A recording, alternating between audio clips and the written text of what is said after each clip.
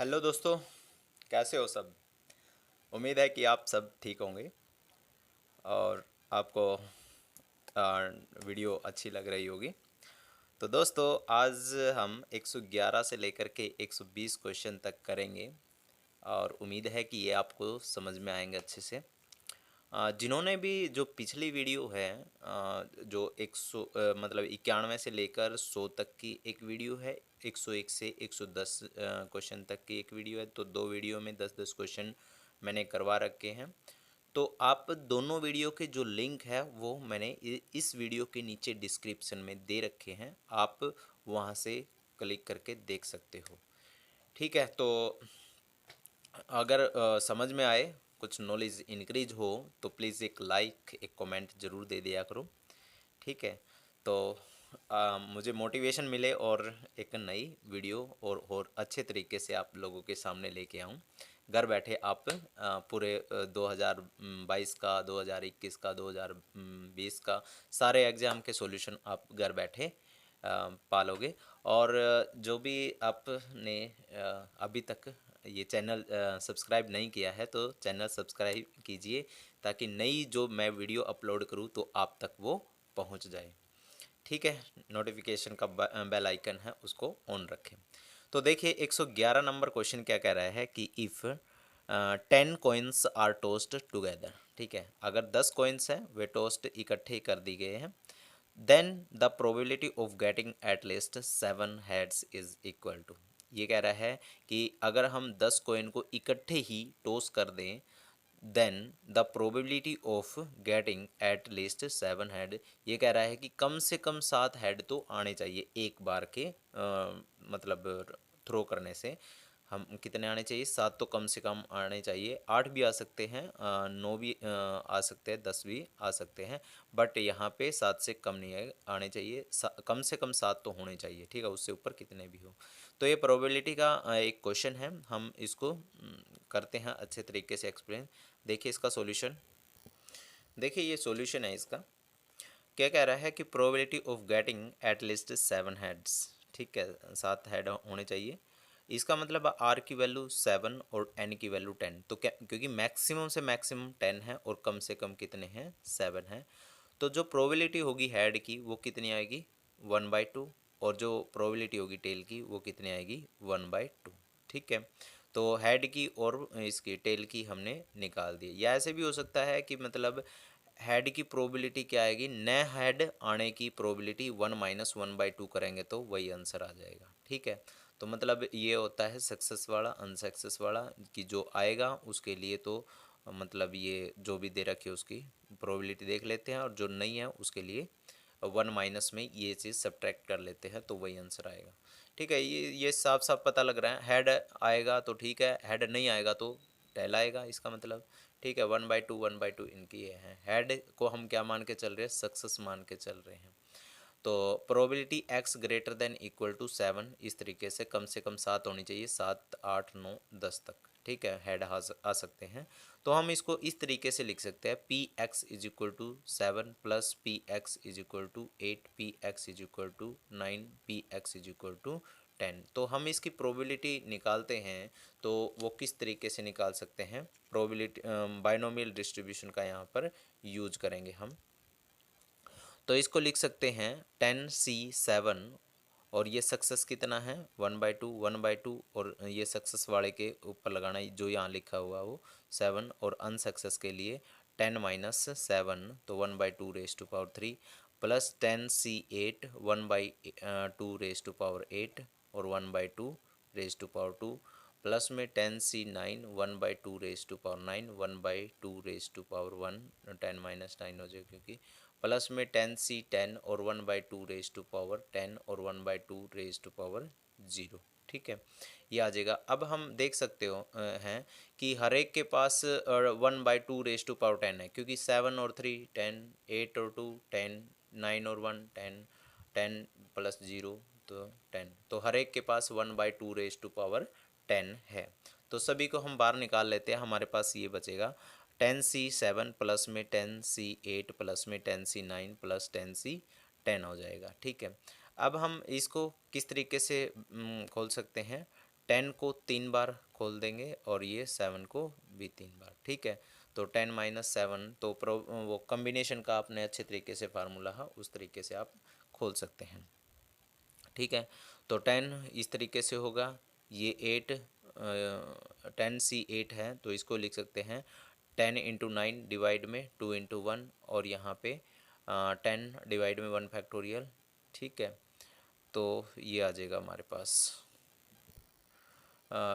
10C9, ये 10 factorial 10 divide में 1 factorial plus में 10C10 को हम लिख सकते हैं 1, ठीक है। तो जैसे 2 रेज़ टू पावर 10 है, 1 की पावर 10 होगी तो 1 ही होगा, और 2 की पावर 10 है तो हमारे पास कितना हो जाएगा 1024 हो जाएगा। अब जैसे इसके साथ ही एक कैंसिल आउट करेंगे, कितना हो जाएगा 3 पे कैंसिल आउट हो जाएगा, ये 9 इस तरीके से, ये 4 पे कैंसिल आउट हो जाएगा। तो हमारे पास 10 की और 3 की मल्टीप्लाई कर देंगे, कितना हो जाएगा 30, और 30 की और 4 की मल्टीप्लाई 120, तो 5 की और 9 की 45 आ जाएगा, ये 10 आ जाएगा और ये 1 आ जाएगा, ठीक है। जैसे हम इन सभी को ऐड करेंगे तो हमारे पास 176 आएगा, ठीक है। 120 और 45 165, और 10 175, और 176 आ जाएगा। डिवाइड में 1024 है, ठीक है। उसके बाद क्या है कि ये दोनों है ना 11 पे कैंसिल आउट हो जाएंगे। जैसे ये 176 है, ये 11 पे सॉरी ये दोनों है ना 16 पे कैंसिल आउट हो जाएंगे। 16 एकम 16, 16 एकम 16, 16 96 और 16 चौके 64, ठीक है।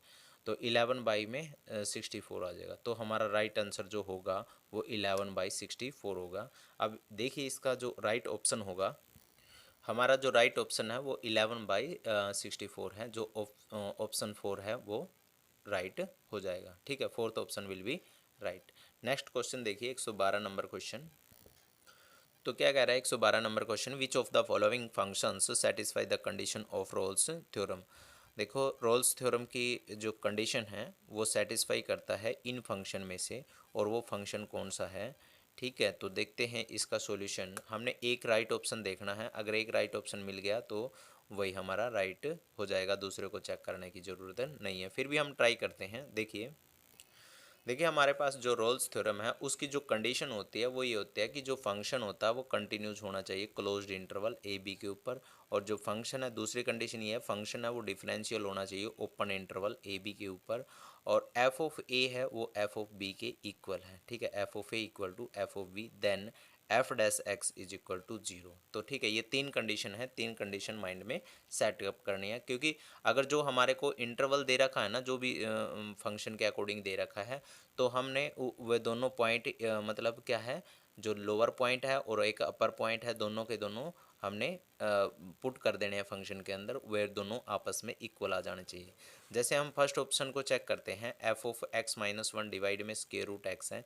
जब हम इसका डेरिवेटिव करेंगे तो क्वोशंट वाला लगेगा कि नीचे वाले का स्क्वायर हो जाएगा, और ये ऐसे का ऐसा, ऊपरले वाले का डेरिवेटिव कितना है मल्टीप्लाई में 1, माइनस में एक्स माइनस 1, और जो नीचे वाला है ना स्क्वायर रूट एक्स, इसका डेरिवेटिव करेंगे तो -1/2 स्क्वायर रूट एक्स हो जाएगा, ठीक है। जैसे हम यहीं पे ऐसे कैसा पुट कर दें दोनों वैल्यू, एक मिनट, ये ऐसे कैसे रख लिया हमने डेरिवेटिव करके। अब हमारे पास इंटरवल है 0 1, पहले तो हम 0 रखेंगे तो माइनस इन्फिनिटी आएगा, और जो f1 मतलब 1 पुट करेंगे तो हमारे पास क्या आ जाएगा 0 आएगा, जिससे ये दोनों आपस में इक्वल नहीं है, तो ये कंडीशन फुलफिल नहीं हुई है, तो इसका मतलब ऑप्शन फर्स्ट है वो रॉन्ग हो जाएगा। सेकंड ऑप्शन है कि f x is equal to square root x और एक्स माइनस 1 एफ ऑफ 0, ठीक है। मतलब ये एफ एक्स है हमारे पास, सॉरी हमने डेरिवेटिव करके नहीं यहाँ पे रखना था, ये सीधा ये जो भी फंक्शन दे रखा है ना, ये एफ ऑफ एक्स दे रखा, उसके अंदर ही ये लोअर पॉइंट और अपर पॉइंट रखने थे, ठीक है। दोनों जो भी ये दे रखे हैं ना क्लोज्ड इंटरवल के अंदर 0 पॉइंट है और 1 पॉइंट है, ये डायरेक्ट f0 f1 पुट करने थे, यहाँ माइनस इन्फिनिटी और f0 आ जाएगा, जिससे f0 not equal to f1, sorry mistake हो गई थोड़ी सी, तो ये ऑप्शन फर्स्ट है वो रॉन्ग हो जाएगा। सेकंड जो हमारे को दे रखा है F x is equal to square root x x minus 1, तो यहाँ पर पहले 0 पुट कर दिया x की जगह पर, तो 0 पुट करेंगे तो 0 माइनस 1, तो यहाँ पर 0 हो जाएगा। 1 पुट करेंगे x की जगह पर, तो 1 1 माइनस 1, तो यहाँ पर कितना होगा 1 इंटू 0 इज इक्वल टू 0। तो ये क्या होगा f0 is equal to f1। तो हमारे पास ये आ गया है। अब हमने देख लिया है कि जो हमारा राइट ऑप्शन होगा वो सेकंड हो जाएगा। ठीक है, तो आगे चेक करने की कोई ज़रूरत नहीं है। देखिए आगे जो ऑप्शन सेकंड होगा वो राइट हो जाएगा। एफ एक्स जो सेकंड ऑप्शन है F x is equal to square root x और x minus 1 is such that X है वो बिलोंग करेगा क्लोज्ड इंटरवल 0 1 के अंदर। ठीक है, 113 नंबर क्वेश्चन देखिए। 113 नंबर क्वेश्चन बिल्कुल सीधी प्रॉपर्टी दे रखी, रिजल्ट है सीधा। ये कह रहा है कि every square matrix can be expressed as the sum of. Every square matrix, हर एक स्केयर मैट्रिक्स है उसको एक्सप्रेस कर सकते हैं as the sum of. As the sum of किस किस का सम करे जिससे हमारे पास एक स्केयर मैट्रिक्स आ जाए। तो सीधा जो थर्ड ऑप्शन है वो राइट हो जाएगा। वो कह रहा है कि एक symmetric and A skew symmetric matrix, अगर हम इन दोनों मैट्रिक्स को ऐड कर दे, सिमेट्रिक मैट्रिक्स को और स्क्यू सिमेट्रिक मैट्रिक्स को, तो हमारे पास क्या हो जाएगी स्केयर मैट्रिक्स हो जाएगी। मतलब स्केयर मैट्रिक्स को इसके सम से रिप्रेजेंट किया जाता है सिमेट्रिक एंड स्क्यू सिमेट्रिक। ठीक है, तो right option third will be right. Next question देखिए। 114 नंबर क्वेश्चन क्या कह रहा है कि if the area bounded by the curve y is equal to, हमने एरिया निकालना है bounded by the curve y is equal to x minus x square and line y is equal to m x. ये हमारे पास line है y is equal to m x, और ये हमारे पास कर्व है y is equal to x minus x square. और जो इसका एरिया इस लाइन के और इस कर्व के बीच का जो एरिया होगा वो हमारे पास 9/2 होगा। Then m is equal to, तो m को जो इक्वल होगा वो किसके इक्वल होगा, तो हमने इसका सॉल्यूशन देखना, उसके अकॉर्डिंग फिर हमने आंसर बताना है। तो देखिए इसका राइट आंसर क्या होगा। देखिए जो इसका ग्राफ है वो इस तरीके से, जो लाइन है y is equal to m x, उसका ग्राफ कुछ इस तरह से बनेगा। ठीक है, अच्छा ये स्ट्रेट लाइन है। उसके बाद क्या है, जो x y is equal to x minus x square की फॉर्म में है, तो इसका ग्राफ कुछ इस तरीके से बनेगा, डाउनवर्ड की तरफ बन जाएगा। ठीक है, जैसे हम पॉइंट रखेंगे तो इस तरीके से ये बन जाएगा। तो हमारा जो बाउंडेड एरिया दोनों का इंटरसेक्शन एरिया है वो ये हो जाएगा। ठीक है, अब ये देखो हमने एक्स एक्सिस के अलोंग है यो, इस एक्सिस के अलोंग, तो हमने यहाँ से यहाँ तक का एक पॉइंट देखना है और क्या करना है, यह ऊपर जो कर्व है इसमें से ये लाइन घटा देनी है। ठीक है, लाइन का एरिया, इसका मतलब ये सारा घट जाएगा, तो हमारे पास सिर्फ और सिर्फ ये बचेगा। जब सारे एरिए में से हम ये लाइन के नीचे वाला एरिया घटा देंगे तो सिर्फ हमारे पास ये बचेगा। तो y is equal to m x है, तो आप ये देख सकते हो कि भाई ये सबसे पहले तो y is equal to m x है। जैसे x की वैल्यू 0 रखेंगे y की वैल्यू भी कैसी आएगी 0 आएगी। तो यहाँ से साफ साफ पता लग रहा है कि जो यह लाइन है या ओरिजिन से पास होकर के ज़रूर जाएगी। अब यहाँ पर एक, जैसे मान लो हमने इसका एरिया निकालना, जो हमारा तरीका होता है कि यहाँ से यहाँ तक की लिमिट लेनी होती है।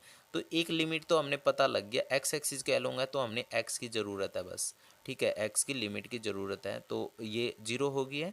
अब हमने यहाँ तक की भी लिमिट रखनी है, यहाँ पर एक्स समथिंग वाई कुछ आएगा, तो किस फॉर्म में आएगा, एम की फॉर्म में आएगा, वो देखना किस तरीके से। जब ये दोनों का इंटरसेक्शन पॉइंट है इस लाइन का और इस कर्व का, तो आप ये बात ऑब्जर्व कर सकते हैं कि भाई ये इन दोनों की हेल्प से ही यहाँ पर का कॉमन पॉइंट बनेगा। ठीक है, अब देखिए यह एक कर्व है और यह क्या है हमारे पास एक, या हमारे पास एक लाइन है। इन दोनों की हेल्प से हम क्या करेंगे, x की वैल्यू निकाल देंगे। जैसे y की वैल्यू क्या है, एम एक्स है, हम यहाँ एम एक्स रख देंगे और यहाँ x into x 1 minus x. तो यहाँ से x की और x, मतलब ये दोनों x x कैंसिल आउट हो गए हैं। तो m की वैल्यू क्या बनेगी, 1 माइनस में x होगी। तो x की जो वैल्यू होगी, यहाँ से x की वैल्यू इधर ले आएंगे और m की वैल्यू इधर ले आएंगे, तो x is equal to 1 minus में m हो जाएगा। ठीक है, ये हमारे को मिल जाएगी।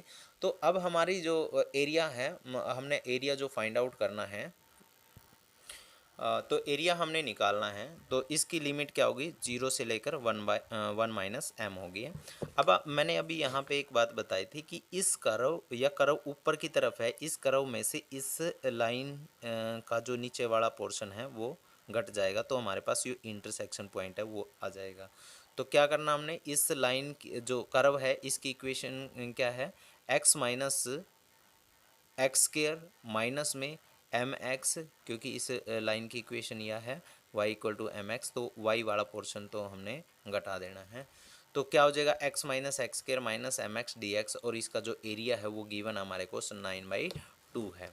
ठीक है, अब देखिए यहाँ पे x माइनस एक्स स्केयर है, जब हम इसका इंटीग्रेशन करेंगे तो एक्स स्केयर डिवाइड 2 आ जाएगा, यहाँ से x3 डिवाइड में 3 आ जाएगा, यहाँ एम एक्स स्केयर डिवाइड में 2 आ जाएगा। ये लोअर लिमिट है 0 और अपर लिमिट है 1 minus m is equal to 9/2 आ जाएगा। ठीक है, अब देखिए हम ये वैल्यू पुट कर देंगे। ठीक है, तो वैल्यू पुट करेंगे, 1 माइनस एम पुट कर देंगे एक्स की जगह, 1 माइनस एम का स्केयर डिवाइड में 2 minus 1 minus m cube divide में 3। ठीक है, माइनस में m 1 minus m, m already है हमारे पास, और x की वैल्यू 1 माइनस एम पुट करनी है, स्केयर डिवाइड में 2 इज इक्वल टू 9/2 हो जाएगा।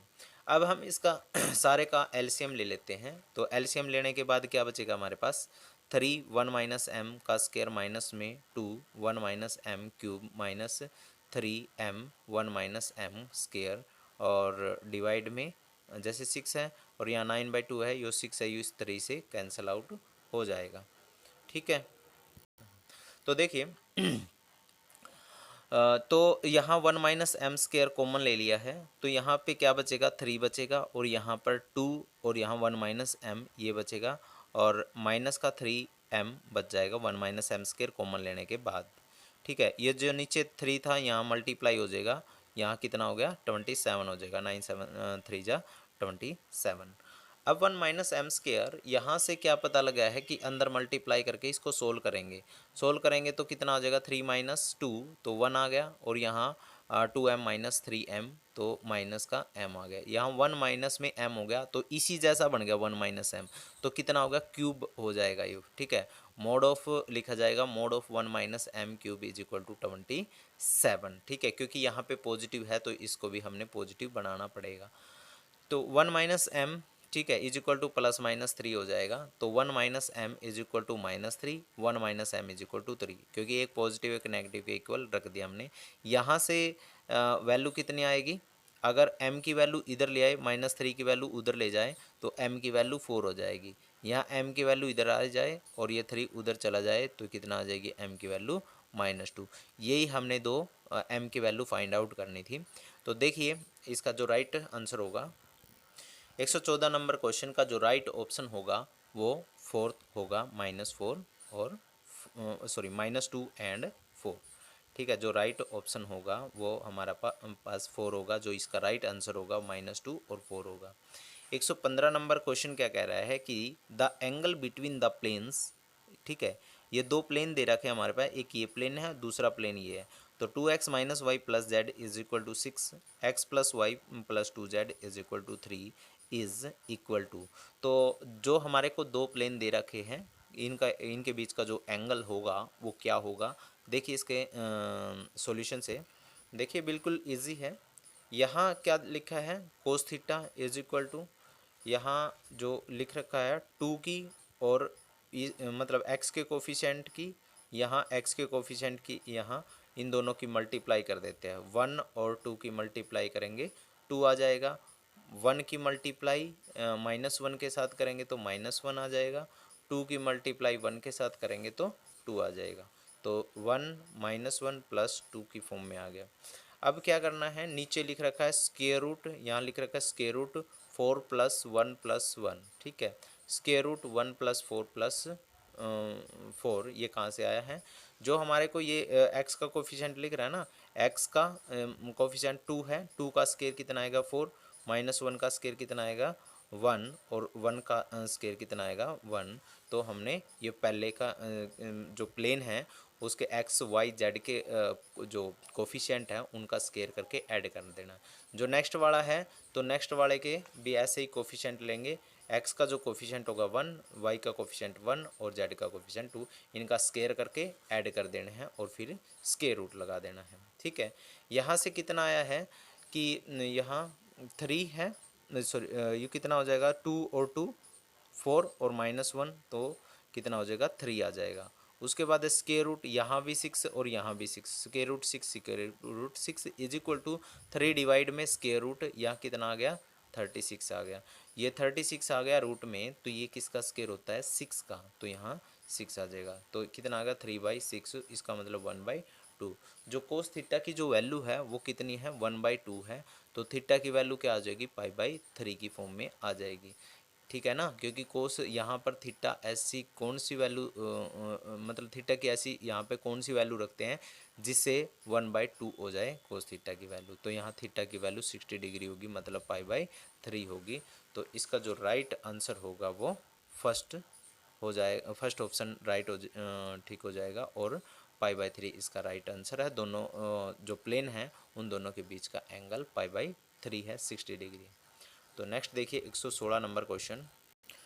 देखो 116 नंबर क्वेश्चन दे रखा, बिल्कुल इजी सा दे रखा, सिर्फ डेरिवेटिव करना है हमने। जेड की वैल्यू क्या है tan इनवर्स वाई डिवाइड में एक्स है, और then d z is equal to derivative करना है। देखिए इसका सॉल्यूशन तो कितना दे रखा है, z equal to tan inverse y divide में x है, तो जब हम इसका डेरिवेटिव करेंगे d z is equal to 1/1 plus जो भी यहाँ पर एंगल होता है उसका स्केयर हो जाएगा। ठीक है, सॉरी यहाँ पे वैल्यू होगी, तो 1/1 प्लस में y डिवाइड में x का स्केयर हो जाएगा।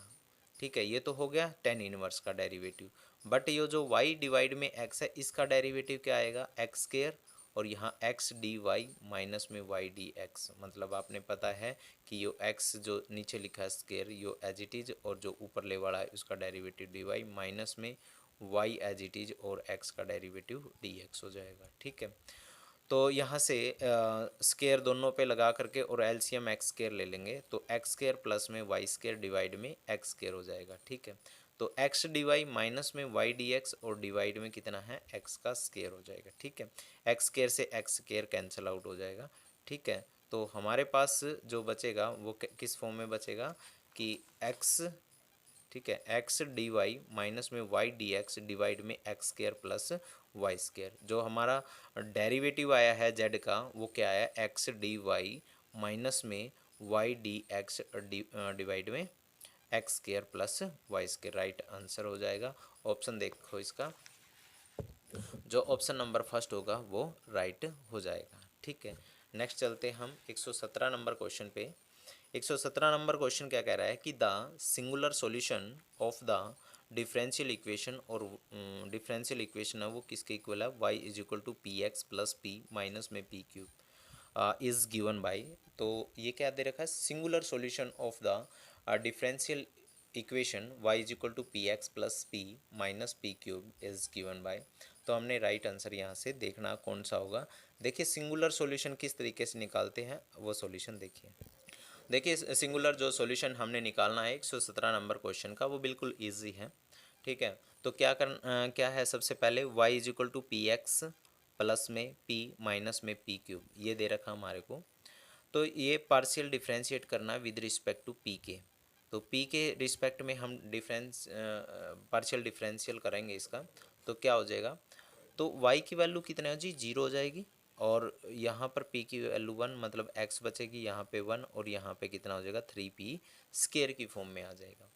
अब 3p स्केयर है उसको हम लेफ्ट हैंड साइड में ले लेते हैं, is equal to x plus में 1 बचेगा, यहाँ से p स्केयर की वैल्यू है x प्लस 1 डिवाइड में 3 आ जाएगा ये, और p की वैल्यू कितनी होगी स्केयर रूट x प्लस 1/3। वैसे तो प्लस माइनस आएगा बट हम प्लस का ही यूज़ करेंगे इसमें। Putting value of p in equation, first जो हमारे को गिवन है, क्या गिवन है y is equal to P x plus P minus में पी क्यूब, ये गिवन है।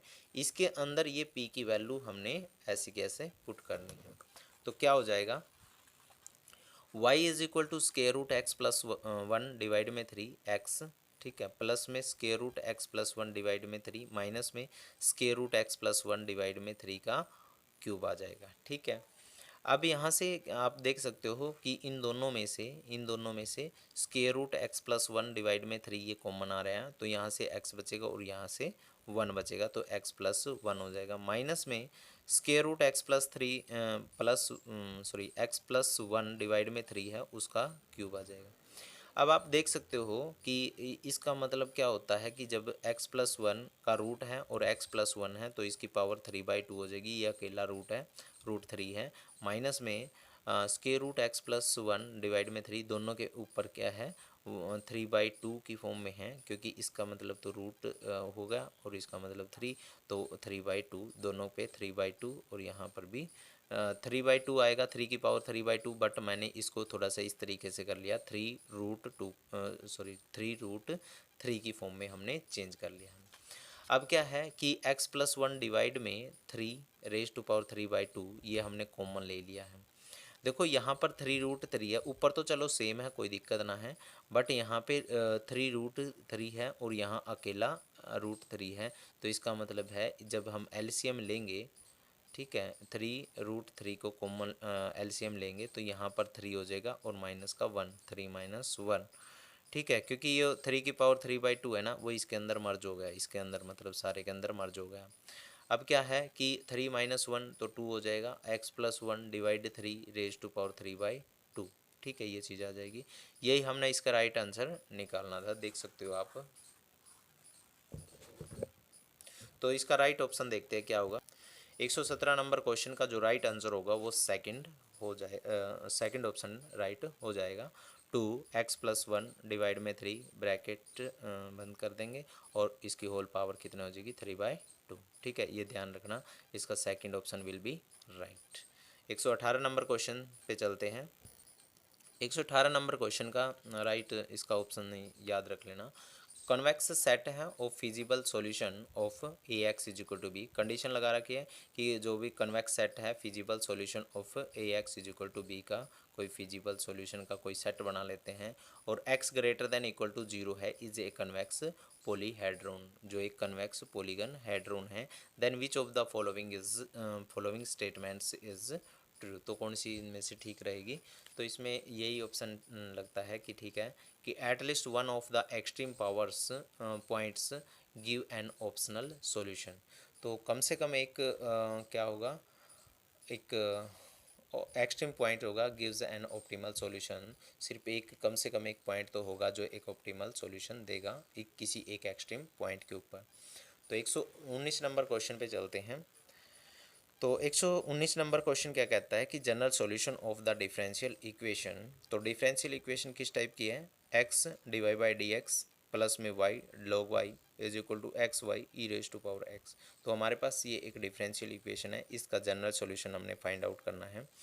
तो देखिए इसका जो जनरल सॉल्यूशन होगा वो क्या होगा, हम इसको इस तरीके से लिखते हैं, ठीक है, तो क्या है 1/y divide by d x plus में log y डिवाइड में x is equal to e raise to power x, मतलब जो हमारे को गिवन इक्वेशन दे रखी है या differential equation x divide by d x plus में y log y is equal to x y e raise to power, इसको सारे को बोथ साइड एक्स वाई से डिवाइड करना है, ठीक है, जब हम इसको एक्स वाई से डिवाइड करेंगे तो 1/y की फॉर्म में आएगी, जब हम इसको एक्स वाई से डिवाइड करते हैं तो y से y कैंसिल आउट हो जाएगा, x आएगा डिवाइड में और ये दोनों कैंसिल आउट हो जाएंगे, ई रेज टू पावर x आएगा। तो हम जब डिवाइड करते हैं, ठीक है, तो ये इस टाइप का बन जाएगा 1/y divide by d x plus में log y डिवाइड में x और is equal to e raise to power x की फॉर्म में आ जाएगा, ठीक है।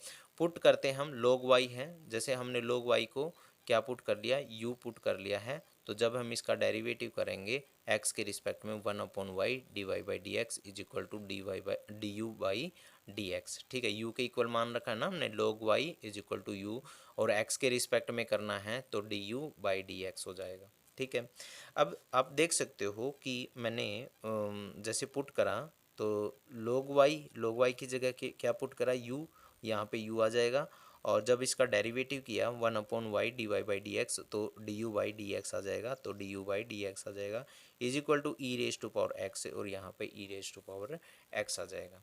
ठीक है, जो हमारे पास ये सॉल्यूशन है, ये जो मतलब ये पुट करने के बाद ऐसी इक्वेशन आई है, ये किस टाइप की इक्वेशन है, du/dx प्लस में pu is equal to q की फॉर्म में है।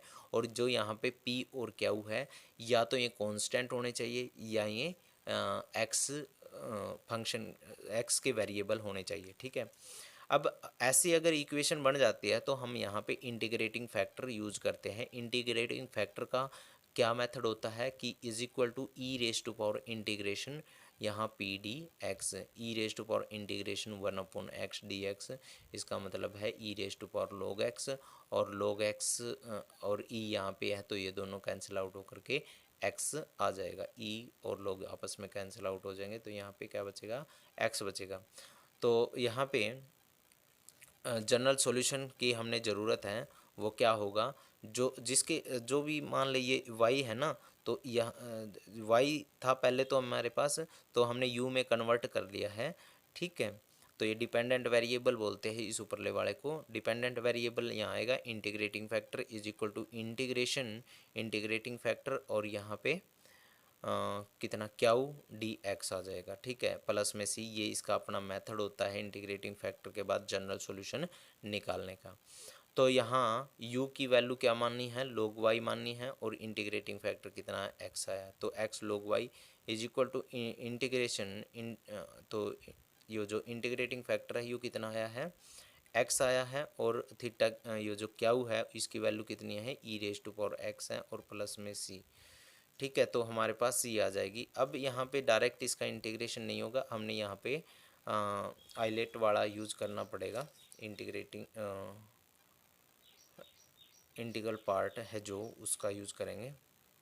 तो x log y is equal to x as it is, मतलब आइलेट का यूज़ करते हैं, एक्सपोनेंशियल सबसे लास्ट में आएगा और अलजेब्रिक पहले आएगा। ठीक है, तो क्या होता है मेथड इसका, first as it is, second का इंटीग्रेशन, मतलब x एज इट इज़ और e⁻x का इंटीग्रेशन करेंगे तो सेम टू सेम आएगा। माइनस में इंटीग्रेशन, यहाँ पहले वाले का डेरिवेटिव 1 आ जाएगा, और यहाँ से जो दूसरा वो फंक्शन है उसका इंटीग्रेशन तो e⁻x आ जाएगा।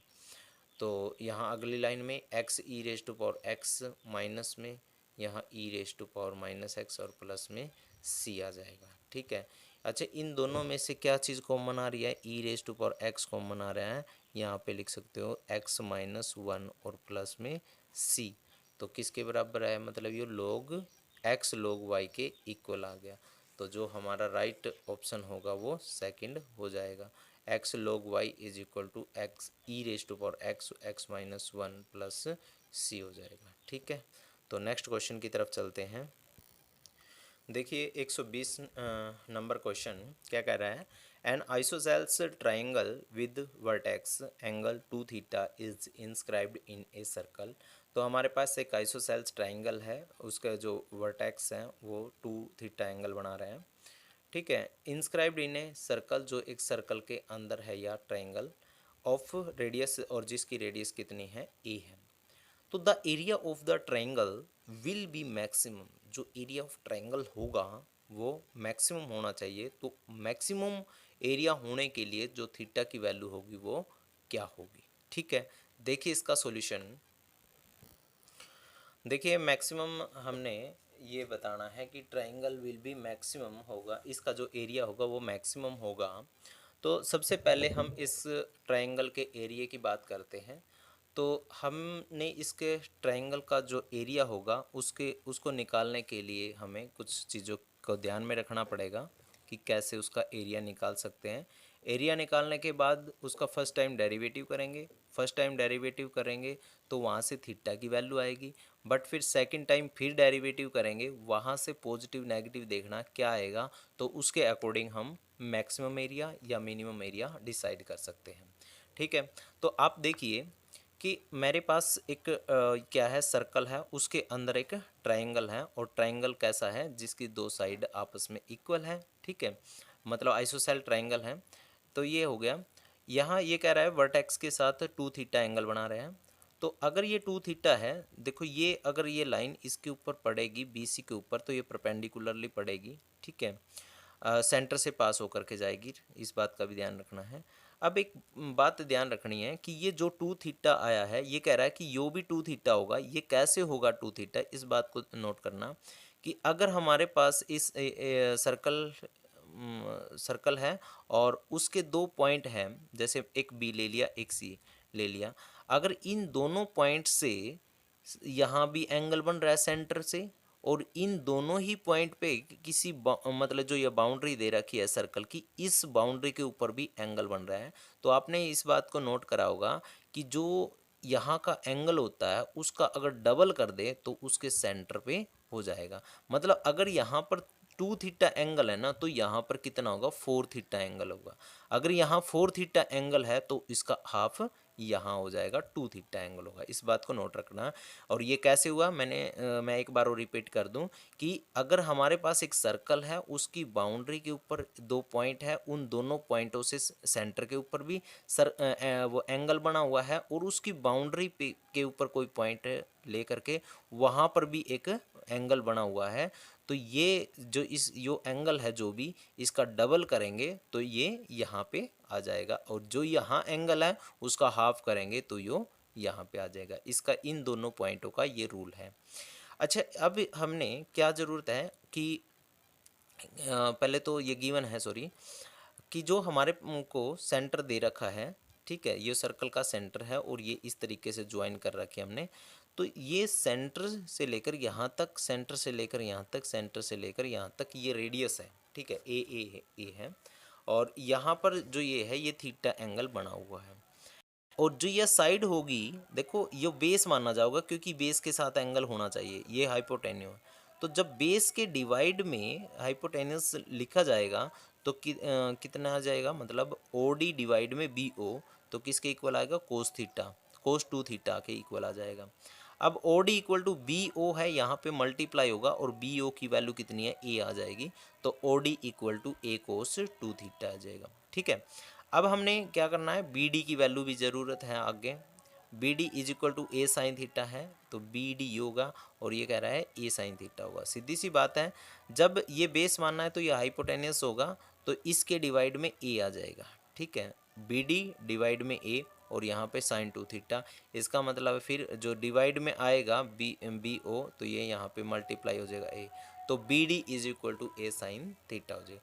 तो हमने यहाँ से OD की और BD की वैल्यू निकाल ली।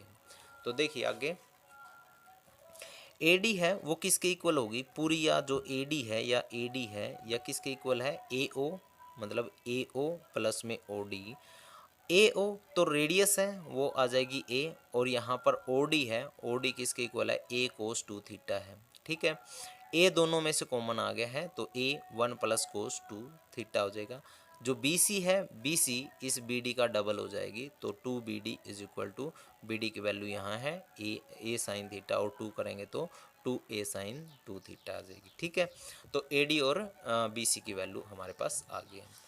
अब हमने इसका एरिया फाइंड आउट करना है, तो आप देख सकते हो जब ये लाइन इसके ऊपर परपेंडिकुलर है, ये बेस है, तो परपेंडिकुलर और ये बेस इन दोनों की मल्टीप्लाई करेंगे, तो हमारे मल्टीप्लाई करके और 2 से डिवाइड कर देंगे तो एरिया ऑफ ट्राइंगल हमारे पास आ जाएगा, ठीक है, समझ रहे हो। तो देखिए 1/2, और BC की वैल्यू कितनी है, 2A साइन 2 थीटा, ठीक है, BC की वैल्यू ये है, और यहाँ AD की वैल्यू कितनी है, A 1 प्लस कोस 2 थीटा। यहाँ 2 से 2 कैंसिल आउट हो गया है, तो A स्केयर बचेगा क्योंकि A इंटू A, तो A स्केयर साइन 2 थीटा, और यहाँ 1 प्लस में कोस 2 थीटा, ठीक है। तो A square sine 2 theta plus में, मतलब अलग अलग के साथ फिर मल्टीप्लाई कर देंगे, A1 के साथ करा पहले तो A स्केयर साइन 2 थीटा, और फिर कोस 2 थीटा के साथ मल्टीप्लाई करेंगे A स्केयर और साइन 2 थीटा कोस 2 थीटा आ जाएगा, ठीक है।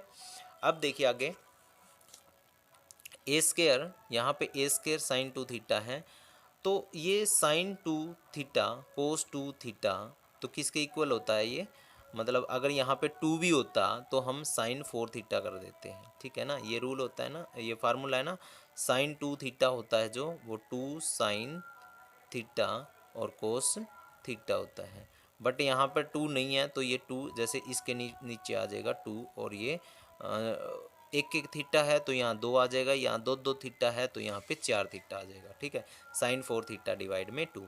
तो यहाँ पर जो एरिया आया है वो ये आया ए स्केयर साइन 2 थीटा प्लस में ए स्केयर और साइन 4 थीटा डिवाइड में 2। फर्स्ट टाइम डेरिवेटिव करा। अब इसका कितना आ जाएगा यहाँ पे, देखो ए स्केयर तो कांस्टेंट है, साइन 2 थीटा का डेरिवेटिव कितना आएगा, कोस 2 थीटा, फिर 2 थीटा का डेरिवेटिव 2 आ जाएगा। ठीक है, तो 2 ए स्केयर कोस 2 थीटा, यहाँ से भी ऐसे ही करेंगे। तो ए स्केयर कॉन्स्टेंट है, 1/2 भी कॉन्स्टेंट है। ठीक है, तो यह कितना होगा, साइन 4 थीटा का क्या हो जाएगा, 4 कोस 4, ये आगे आ जाएगा। ठीक है, 4 कोस 4 थीटा, तो ये 4 है, ये 2 से, इस 2 से कैंसिल आउट हो जाएगा 2 नंबर पे, तो ये आ जाएगा हमारे पास। अब 2 ए स्केयर कोस 2 थीटा है प्लस में 2 ए स्केयर कोस 4 थीटा है। ठीक है, यह बात। अब देखिए इन दोनों में से हमारे को मिल रहा है common 2 A square cos 2 theta plus में कोस 4 थीटा।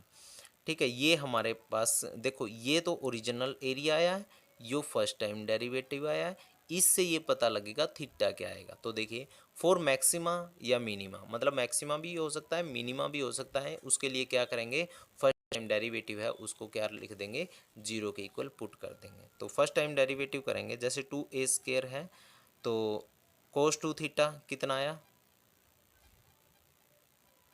सॉरी ये ठीक है, ऐसे कैसा पुट कर दिया, 0 के इक्वल। तो 2 ए स्केयर मतलब ये रेडियस है और उसका स्केयर है, ये 0 कभी नहीं हो सकता, ना 2 हो सकता। तो इसका मतलब क्या हो गया, कोस 2 थीटा प्लस में कोस 4 थीटा ही 0 बचेगा। पर हम क्या कर लेते हैं, कोस 4 थीटा को इधर ले आते हैं, तो cos 2 theta is equal to minus cos 4 theta हो जाएगा। ठीक है, तो माइनस लगा हुआ है तो हम सेकंड क्वाड्रेंट में लिख सकते हैं इसको, कोस 5 माइनस में 4 थीटा। ठीक है, cos 2 theta is equal to cos 5 minus में 4 थीटा, कोस से cos cancel out, 2 theta is equal to pi minus में 4 थीटा, तो माइनस 4 थीटा उधर चला जाएगा तो 6 थीटा इज इक्वल टू पाई, और थीटा की वैल्यू पाई/6 आए। अब हमने इस बात का नहीं पता है कि भाई इसका जो एरिया होगा वो मैक्सिमम होगा या मिनिमम होगा। ठीक है, तो अभी तक एंगल आ गया पाई/6 आएगा। अब इसके लिए क्या करेंगे, जो हमारे पास फर्स्ट टाइम डेरिवेटिव है ये ए डैश आया हुआ है, 2 A square cos 2 theta plus में कोस 4 थीटा। अभी यहाँ पे देख लो, फिर मैं वहाँ बता दूंगा। जब को ये तो कांस्टेंट है, कोस 2 थीटा की का डेरिवेटिव करेंगे कितना आएगा, माइनस का 2 साइन 2 थीटा, यहाँ पे माइनस का 4 साइन 4 थीटा। ठीक है, यही आएगा 2 A square minus 2 sine 2 theta minus में 4 साइन 4 थीटा, माइनस दोनों में से कॉमन निकाल लिया। ठीक है, वैसे तो 2 भी कॉमन आ रहा है तो ज़्यादा वो नहीं, प्लस माइनस से हमारा लेना देना है। तो -2 A square 2 sine 2 theta plus में 4 साइन 4 थीटा। ठीक है, ये चीज़। अब दोनों पे माइनस ले लिया तो मतलब ये सारा मटेरियल पॉजिटिव हो, पॉजिटिव तो है, ये सारा दिखने लग रहा है, बट यहाँ पर नेगेटिव है तो सारा कैसा होगा, नेगेटिव हो जाएगा। अगर सेकंड टाइम डेरिवेटिव आ रहा है एट थीटा की वैल्यू पाई/6 के ऊपर, तो हम क्या बोल सकते हैं, the area of the triangle is maximum. तो एरिया ऑफ ट्रायंगल क्या होगा, मैक्सिमम होगा, किसके ऊपर होगा, थीटा इज इक्वल टू पाई/6 के ऊपर। तो एंगल क्या होगा, पाई/6 हो जाएगा, और जो हमारा जो एरिया है वो मैक्सिमम होगा। इस बात को नोट रख लेना कि यहाँ पर अगर माइनस में आ रहा है, मतलब लेस देन 0 आ रहा है, इसका अपना रूल है खुद का, कि अगर जो second time derivative less than 0 आ रहा है तो थीटा की वैल्यू पाई/6 आएगी। अगर ये पॉजिटिव आ जाए, सॉरी ये माइनस आ रहा है तो ये मैक्सिमम एरिया आ रहा है, अगर पॉजिटिव आता तो यहाँ पे क्या लिखते हैं, minimum area of this triangle. ठीक है, तो उम्मीद है कि आपको समझ में आएंगे सारे क्वेश्चन, आए होंगे सारे के सारे क्वेश्चन। और लाइक एक कमेंट ज़रूर कर देना जिससे मेरे को मोटिवेशन मिले, और मोटिवेशन मिले तो मैं आपके लिए अच्छे से अच्छा कंटेंट लेके आऊँ जिससे वो आपको समझ आए।